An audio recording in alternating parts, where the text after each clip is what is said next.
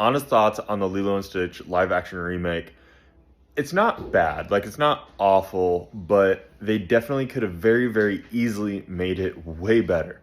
Like there was lines that they just skipped for literally no reason. They've had every other line around it that they skipped, and they were huge lines in the movie, in the original movie, that my 4-year-old was able to notice that were missing. Like at the very, very ending, sorry, kind of spoiler alert, but you should already know what happens. At the very, very ending, when Stitch is about to go onto the ship, he doesn't ask if he has to go onto the ship now. He just asks, "Can I say goodbye?" And that was it.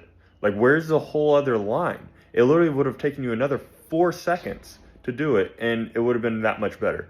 I can get over the fact that they didn't have Gantu, but the fact that they skipped over some lines like that and the ugly duckling, like they skipped that whole scene as well, they could have made it so much better by just adding those few small scenes. My biggest takeaway from it is that it felt rushed. It felt like they were just trying to get through the story as quick as they can. And I don't fully understand why. I'm sure it's probably like a cost thing, but they just felt like they rushed and skipped some really, really important scenes. Like for example, I believe had said at one point that they didn't have Gantu in the movie because it was too costly. They could have just filled him in with another slightly larger alien and not made him gigantic, and it would have been a much better storyline.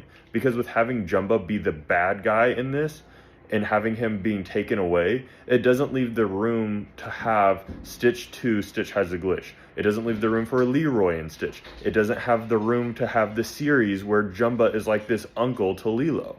It's like, I can get over a lot of the other things, but skipping over some of those small things and skipping over the opportunity to do more with the show or with the movies later on by changing the core storyline of it, by having Jumba be the bad guy now, it's just, to me, it wasn't a smart decision.